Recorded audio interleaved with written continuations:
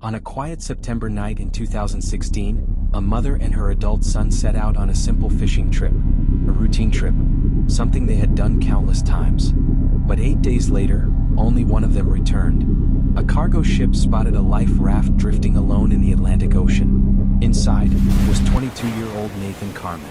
His mother was missing. What followed was not just a rescue, not just a tragedy, but the unraveling of one of the darkest and most complicated inheritance mysteries in modern American true crime history. This is the story of the Carman family deaths. Linda Carman was 54. Intelligent, soft-spoken, devoted to her children. Her son Nathan was socially awkward, often misunderstood, and diagnosed with autism spectrum disorder. Their relationship was complex, but close. Fishing was one of the few activities they truly bonded over.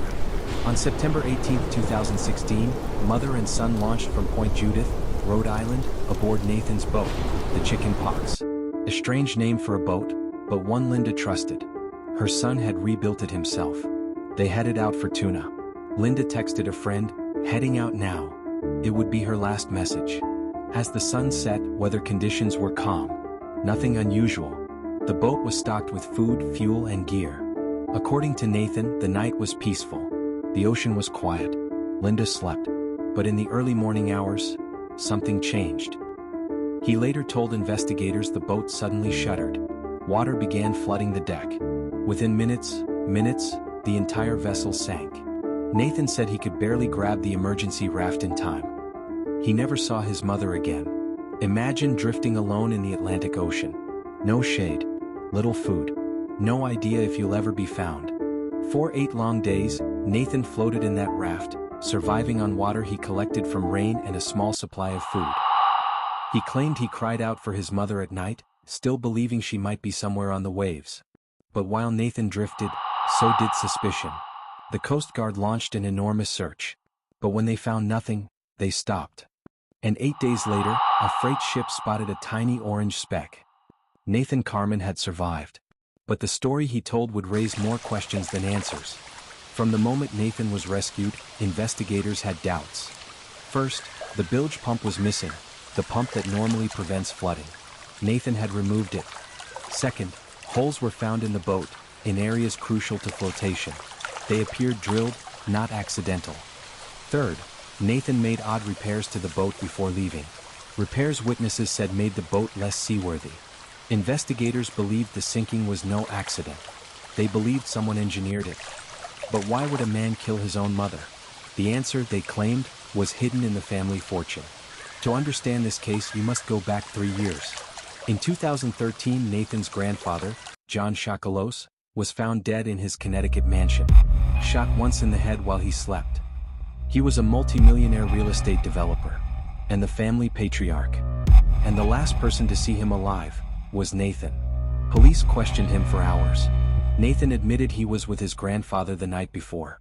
He said they ate dinner and talked about life. But there were troubling details. And Nathan had purchased a gun the same type as the murder weapon. He'd made unusual movements on the night of the killing. His story changed in places. But investigators couldn't prove anything. No charges. No trial. A cold case. But the family didn't forget. And neither did the police. When Linda disappeared at sea, attention turned to the family money. If she was declared legally dead, her share of the Chakalos fortune, millions of dollars, would pass to Nathan. His aunts, furious and terrified, accused him of planning everything: the death of their father, and the disappearance of their sister.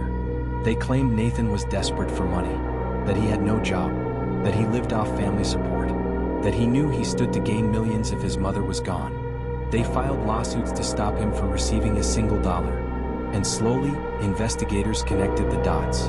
In 2022, 6 years after the sinking, a federal grand jury indicted Nathan Carman. The charges were staggering: murdering his mother at sea, committing fraud to claim insurance money, attempting to access the family inheritance through deceit. He faced life in prison. Prosecutors claimed he sabotaged the boat, planned the perfect crime, and used the ocean as his weapon. Nathan pleaded not guilty. His lawyers said he loved his mother and was being framed by greedy relatives. The stage was set for one of the most dramatic murder trials in decades. But then, everything collapsed. In June 2023, just months before trial, Nathan Carman was found unresponsive in his jail cell. At age 29, he was dead. No trial, no verdict, no answers. His death left every question hanging in the air, with no possibility of resolution. To this day, Linda Carman's body has never been recovered. No one knows what truly happened in the final minutes before the boat sank. The murder of her father, John Chakalos, remains officially unsolved. Some believe Nathan killed both relatives out of desperation and delusion. Others believe Nathan, because of his autism and social differences, was misinterpreted and unfairly portrayed. And some believe the truth lies somewhere in between. So what really happened on that September night? Was it a tragic accident, or the carefully calculated end to a multi-million-dollar inheritance plot? Was Nathan Carman a misunderstood young man overwhelmed by life, or the mastermind behind two deaths?